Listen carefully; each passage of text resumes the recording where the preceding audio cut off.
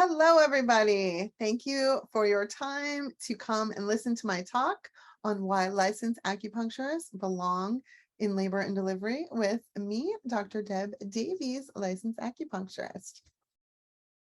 So today, I am determined to teach you guys why we as acupuncturists play such an important role in treating pregnancy and to help you find the confidence in supporting your pregnant patients, your patients from fertility all the way through pregnancy, birth, and postpartum. So, what brings you here today? What brings all of us here today? What I hear so much is there's so many acupuncturists who are actually afraid of treating pregnant patients. They're terrified when they have a new pregnant patient, they don't know what to do. They're actually, referring them out to other acupuncturists. So maybe you want to actually learn how to treat pregnant patients, not just what to avoid. Or maybe you have your own experience with your own birth or some of your, family or friends, and this is important to you to learn for that. So you might be good at treating patients with fertility, which is what I hear a lot, but you're not sure what to do, or they just refer out once they get pregnant. So whatever it is, welcome. You're in the right place. So I just want to share a little bit about me because I realize that I might not have met you personally before. So I've been on this journey for quite some time. I began the acupuncture field many years ago. I worked for a woman named Kathy Goldstein in the suburbs of Philadelphia, and I was her receptionist. She inspired me to great lengths with all the help she was able to give. And then, years later, I moved from Pennsylvania back to California, where I was from. I began massage school, and then I wound up having my babies. And so my first child was stillborn at term. I lost my baby because of a cord accident, and this rocked me to my core and really shaped me into who I am today. I did, it took a lot to get through that, and acupuncture had a lot to do with that. I I, um, I did move on to have another daughter a year or so later, Lauren, who is the light of my life. And as I went through PCOM, I got my master's, I got my doctorate. I had started Push San Diego, the clinic in San Diego, where I work doing acupuncture, specializing in fertility, pregnancy, birth, and postpartum. I started doulaing, where I was attending labors as an acupuncturist. And I actually started doing that without any training, just wanting to help my massage patients while I was in school. Um, and then I became a CEU provider, both for California and CCOM. I became a childbirth educator, teaching hypnobirthing. And I also became a published author a few years ago. So it's very exciting. I love what I do. And why I do what I do is because of this child that I had and I lost, that I had, this is my daughter here, this cute little picture, because of all the mamas out there that need us, that there's so much we can do to help. And it's just really life-changing. So it's incredibly inspiring to do this work, and it's an honor to be able to share this with the world. The people I've learned for, I have so much respect for, Bertram Furman, somebody I worked in the same clinic with for years, and he taught me some of Dr. Yitan Ni, especially in OBGYN, Robin Tabiri, God bless Giovanni. I actually teach his work at a school I teach at in New Jersey. Deborah Betts, her book is kind of like my Bible. Jill Blakeway, so many more. And really the families that have shared their births with me. I've attended several hundred births in my life, as well as, my children. So what we're going to talk about tonight is really understanding birth.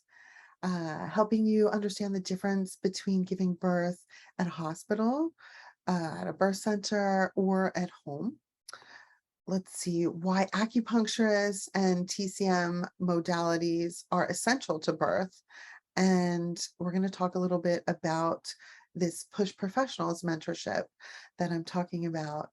So I really want to share a lot of information that I have with you guys from studying and working the last 20 years and kind of fill in the gaps, what I'm seeing missing in the TCM community, where so many people are trained really well in fertility, but then once they get pregnant, they don't know what to do. So we're going to talk about, why acupuncturists belong in labor and delivery, but I really want to share more with why they belong through the whole journey.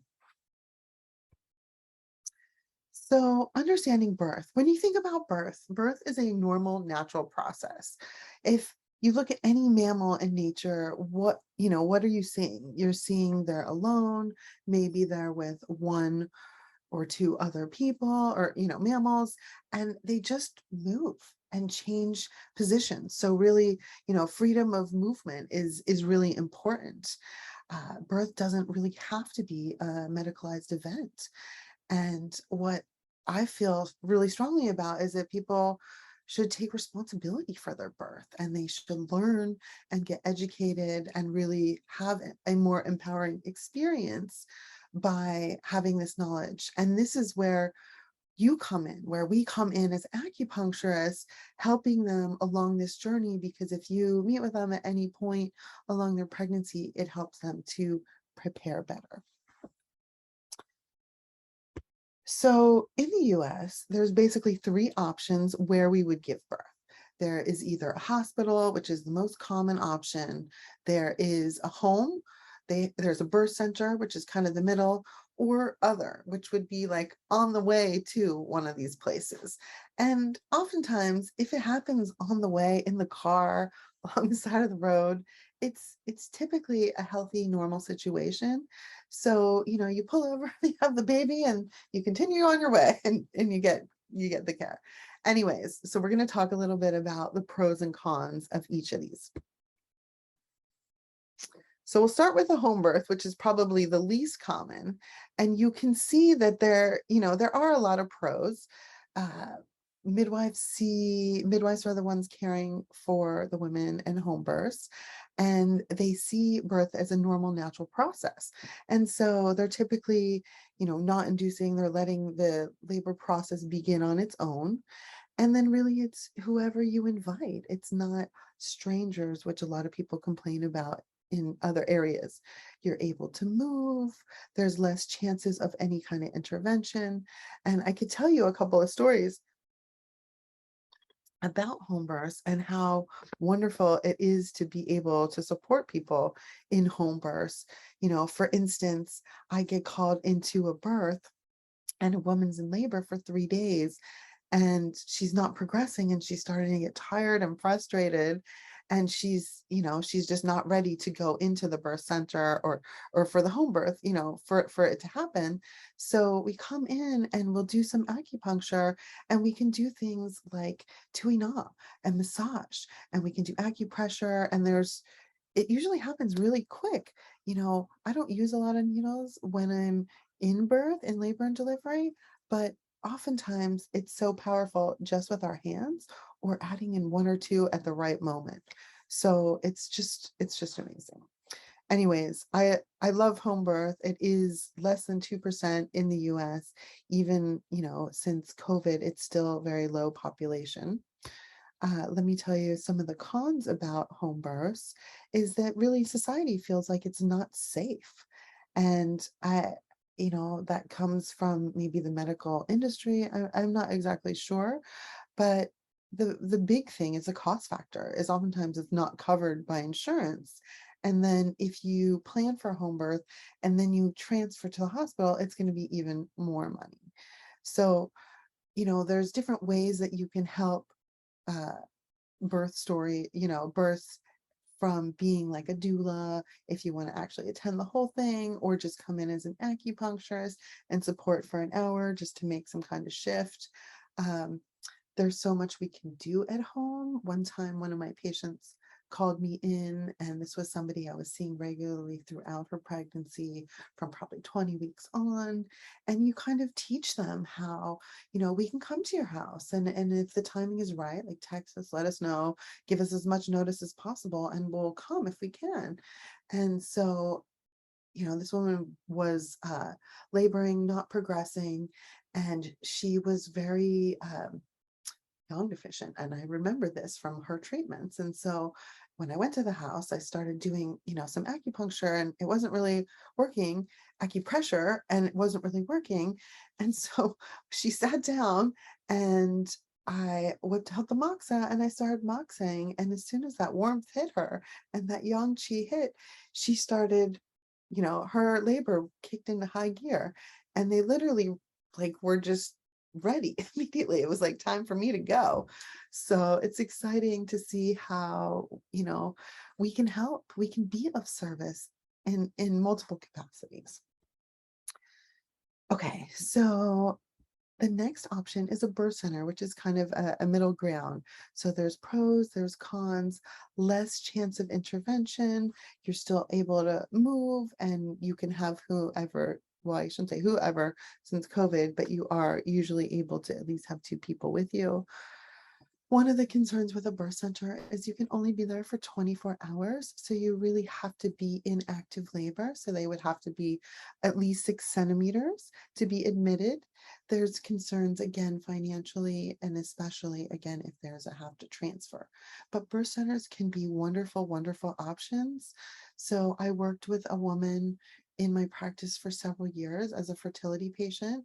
She had her first birth at a hospital, and it was really awful experience.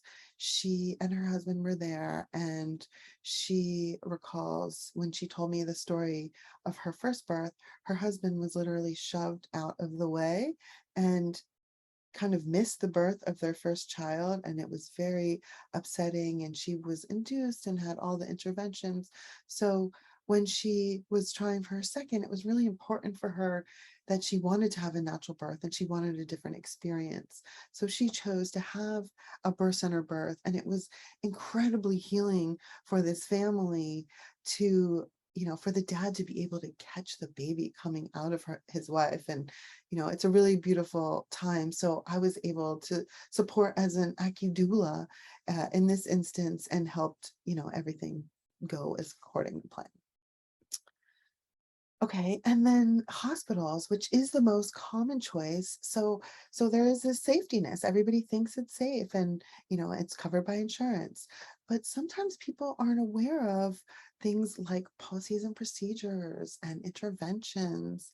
And since COVID, even more so, people are a little aware about like disease exposure.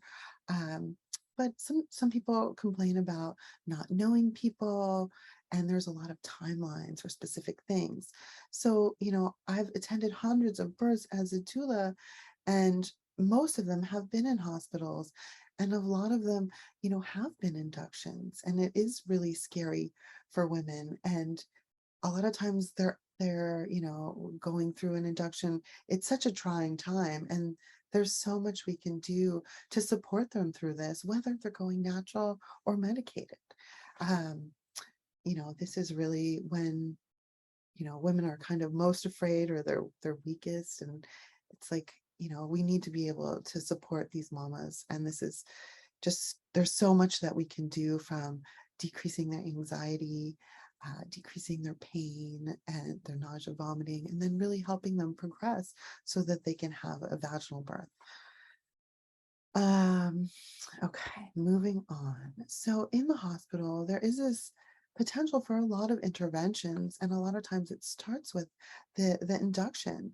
Some places are routinely intervening, where like I even hear the same thing in my practice, where they say the same words, and I know the practice that they're coming from. So it's just like they prepare them to get excited for inductions. And, while in some cases it might be truly indicated, I think of an induction like a rosebud in a garden. And you go out and you see this beautiful rosebud, and you rip it open.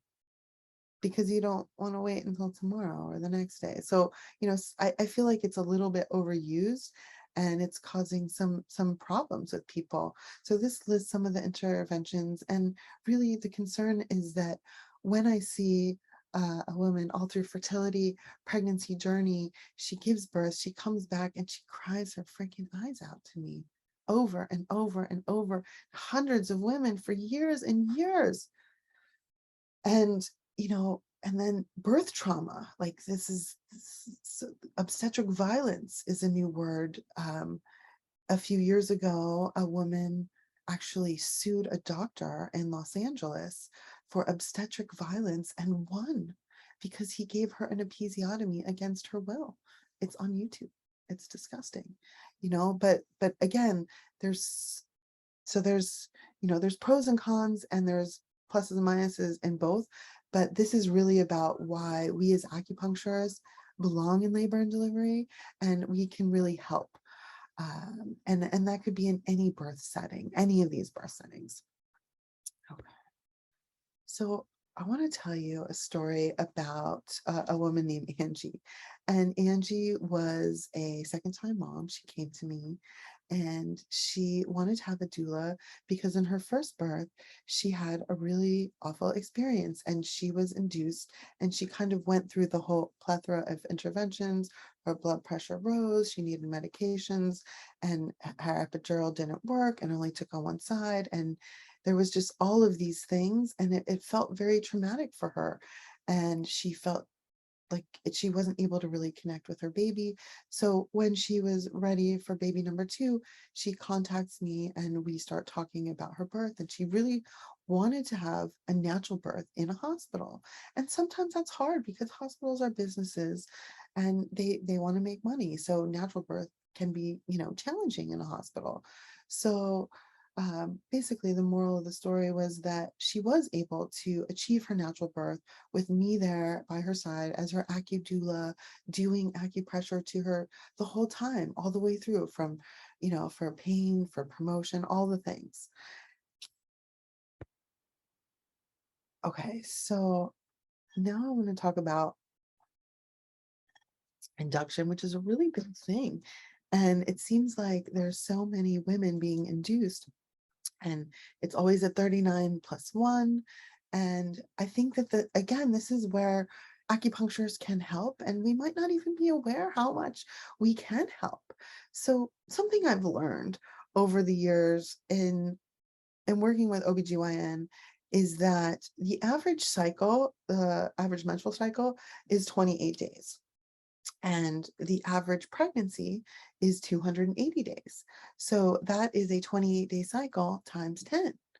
So now, what if somebody has a 30 or 32-day cycle?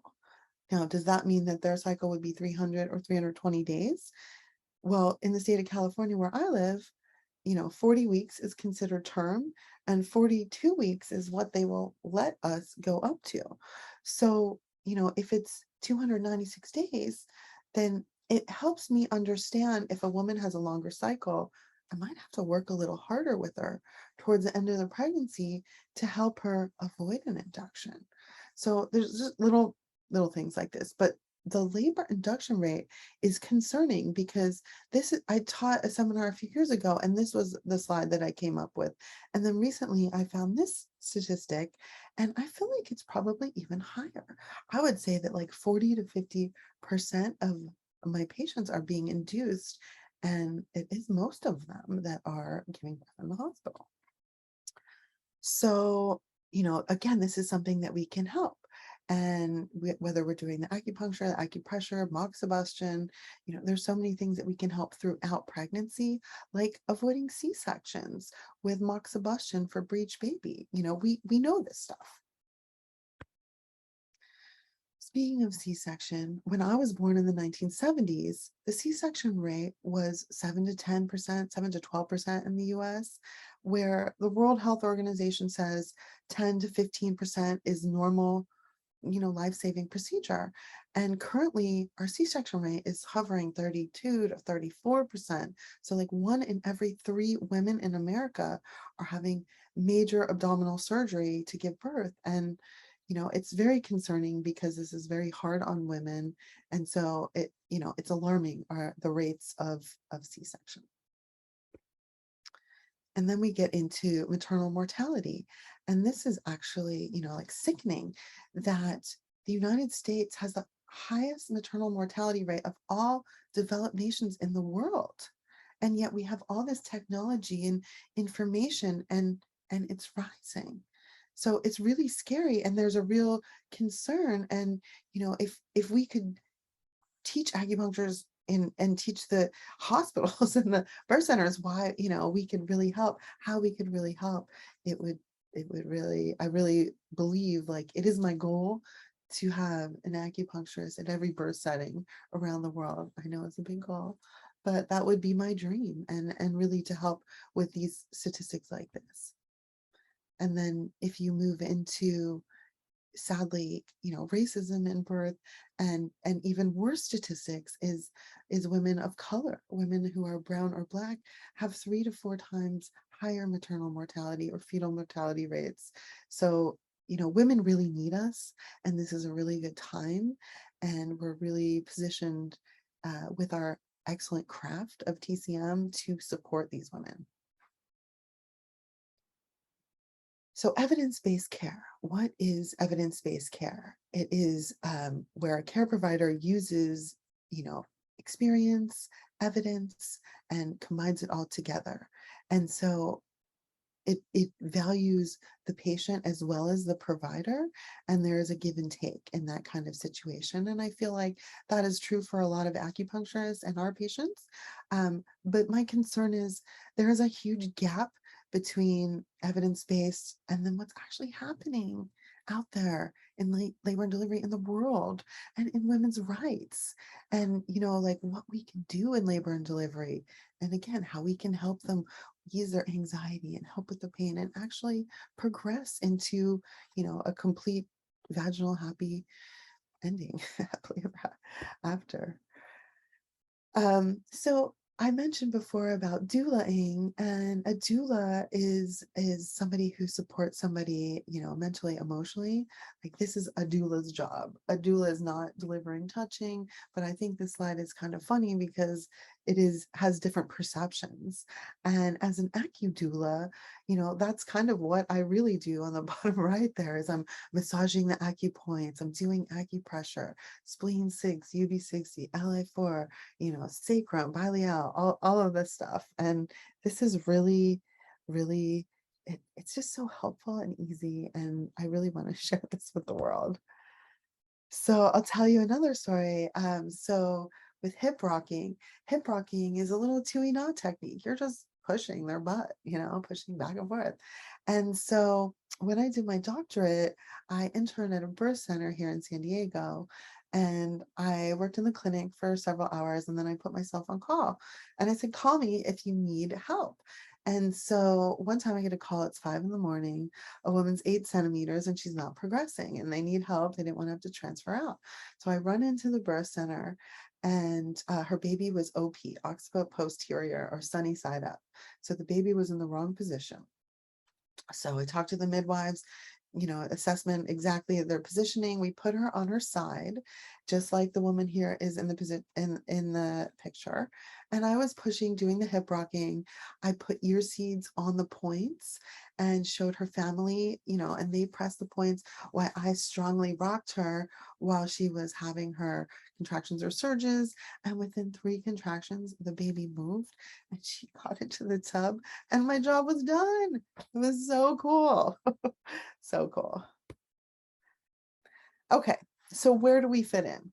This picture was taken at NYU. I did a labor and delivery training acupuncture with Claudia Sikovitz, and it was really amazing. This was our first C-section, and this really when I did this, it really showed me why acupuncturists do belong in labor and delivery, and how we can do so much, in collaboration with integration with Western medicine. Um, my goal, like I said, would be to see an acupuncturist in every labor and delivery. And I know that, like, I'm only one person, and in my clinic, I can only see so many patients in one town. So it's really important for me to help train you, to help more mamas collectively. Then we can help more people. There's just not enough of me. So this is really, why I created my mentorship. So I have this new 2023 Push Professional Mentorship Program, and it's a 12-week program, and it's really to teach acupuncturists everything that they want to know about pregnancy, birth, and postpartum. This is not about fertility. There is plenty of fertility support and programs out there. So pregnancy, birth, and postpartum. And I'm planning on empowering you how to confidently treat pregnant women and throughout, from conception all the way through their birth and postpartum, and then it repeat. You get to help create these patients, and they become lifelong patients. And really, the reality is that we need to do better for our women out there. They really need us. This is really a great time, and it's just such a great time and place to be positioned as an acupuncturist, because there is so much that we can do to help them naturally. So in this mentorship, it's starting in January, and then we'll do 1 month where we talk about pregnancy.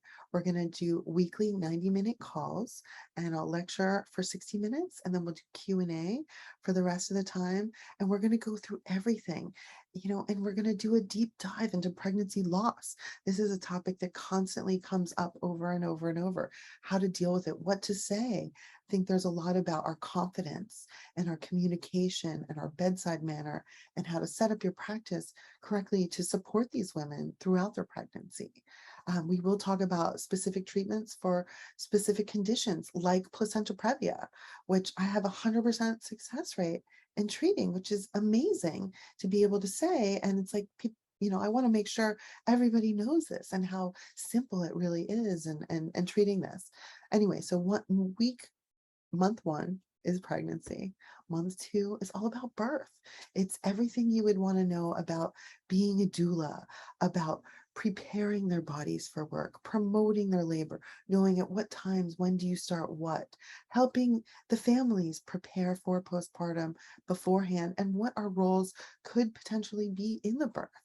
And so again, just teaching you so much confidence in this. And they say fake it till you make it, and that's with confidence. And I think with my stories and my experience and my drive to really help people, I would love, love, love to have you as part of this program. The 3rd month, we go into postpartum. We'll talk about the Zoe-Uedza. We'll talk about postpartum depression, anxiety, mood disorders. We'll talk about different exhaustions, C-section recovery, and then the importance of creation of referrals and resource lists for your patients that you should be constantly referring to them. So again, what's included in this 2023 post-professional mentorship is the 12-week program.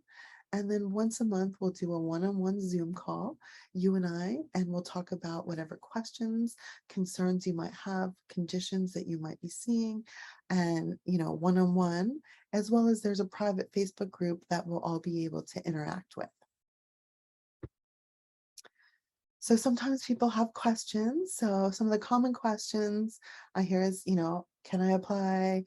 How do I apply? Who can apply? So any licensed acupuncturist, if you are at the end of your schooling, I welcome you to schedule an interview. I'm happy to talk to you and see if we're a good fit. Really, this is for acupuncturists that want to specialize in pregnancy, birth, and postpartum. So it doesn't matter if you have 2 minutes experience or 20 years. I'm thrilled to have you, to meet and to see. So how do you apply? It's basically through our website, and we would have a Zoom meeting while we're just talk. And again, we'll just see where you're at, what's going on, and how we can support. So this is starting in January 2023, January 5th to be exact. A lot of people are asking me if I get CEUs, and this is not a CEU program. This is a mentorship program. I do offer CEUs on netofknowledge.com or Lhasa OMS, as well as I'm doing a in-person CEU in New Jersey, November 20 of 2022 at Eastern School of Acupuncture and Traditional Medicine in New Jersey. So, any other questions? All right, moving on. So this is the 2023 professional mentorship. It's starting in January, and I really would like to invite you to apply now via the link, the QR code. We do have early bird pricing. It's ending November 1st.